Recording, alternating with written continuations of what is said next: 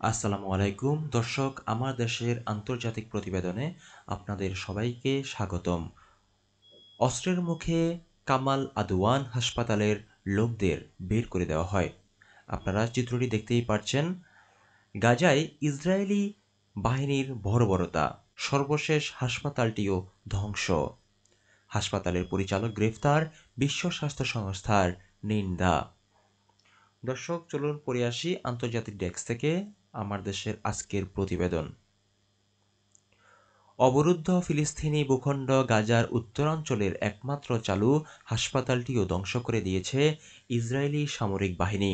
শুক্রবার রাতে উত্তর গাজার বাইত লাহিয়া শহরের কামাল আদওয়ান হাসপাতালটি আগুনে পুড়িয়ে দিয়েছে ইসরায়েলি সেনারা।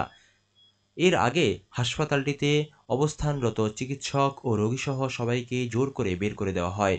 এছাড়া হাসপাতালের পরিচালক ডাক্তার হুসাম আবু সাফিয়া সহ বেশ কয়েকজন কর্মচারীকে গ্রেফতার করা হয়।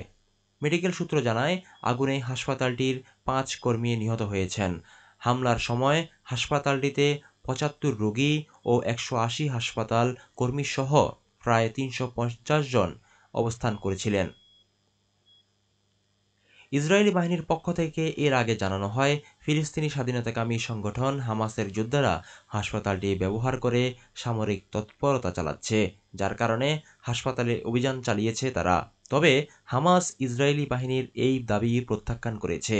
চলতি ডিসেম্বরে শুরু থেকেই কয়েক দফায় কামাল আদওয়ান হাসপাতালে হামলা চালায় ইসরায়েলি বাহিনী। গত বৃহস্পতিবার ইসরায়েলি বিমান হামলায় হাসপাতালটির ৫ কর্মীসহ অন্তত ৫০ জন নিহত হন। গাজার উপস্বাস্থ্যমন্ত্রী ইউসুফ আবু রিশ জানান, ইসরায়েলি বাহিনী হাসপাতালের অস্ত্রোপচার বিভাগ, ল্যাবরেটরি ও গুদামে আগুন দেয়। পরে তা পুরো হাসপাতালে ছড়িয়ে পড়ে। গাজার স্বাস্থ্য মন্ত্রণালয়ের অন্য এক বিবৃতিতে বলা হয়, দখলদার বাহিনী অস্ত্রের মুখে রোগী ও আহতদের জোর করে ইন্দোনেশিয়ান হাসপাতালে স্থানান্তরিত করে। ওই হাসপাতালে আগে থেকেই চিকিৎসা সরঞ্জাম, পানি, ওষুধ, এমনকি বিদ্যুৎ ও জেনারেটরও নেই। এর আগে উত্তর গাজার বাইত লাহিয়ার অবস্থিত অবরুদ্ধ ভূখণ্ডের বৃহত্তম এই হাসপাতালটি ইসরায়েলি হামলার মুখে বন্ধ হয়ে যায়।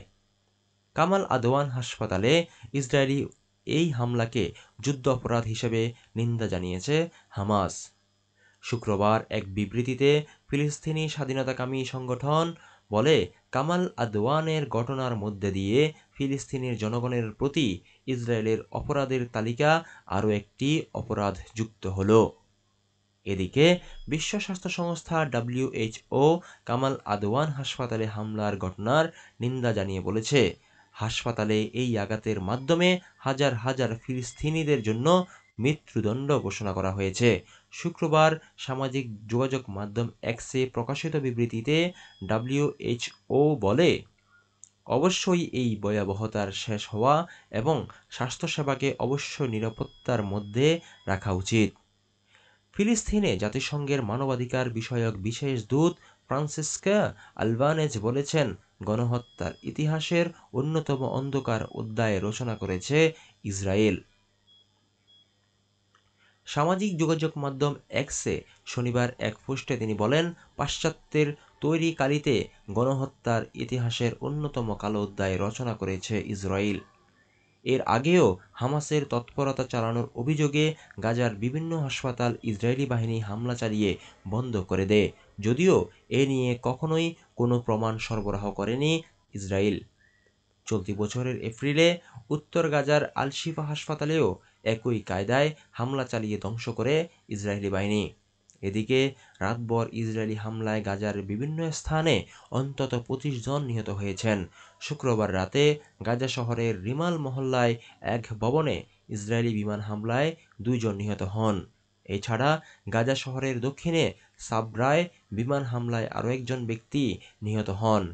অন্যদিকে ভোরের মধ্যে গাজার মাগাজি শরণার্থী শিবিরে ইসরায়েলি হামলায় অন্তত ৯ জন নিহত হয়েছেন। নিহতদের মধ্যে ১২ বছর বয়সী এক স্কুল ছাত্রীও রয়েছে। শুক্রবার পর্যন্ত গাজার স্বাস্থ্য মন্ত্রণালয়ের তথ্য অনুযায়ী ১৪ মাসের ইসরায়েলি আগ্রাসনের অবরুদ্ধ ভূখণ্ডটিতে ৪৫,৪৩৬ ফিলিস্তিনি নিহত এবং আরও ১,০৮,০৩৮ জন আহত হয়েছেন। দর্শক, আন্তর্জাতিক সংবাদে আজ এই পর্যন্ত। আবারও দেখা হবে। আল্লাহ হাফেজ।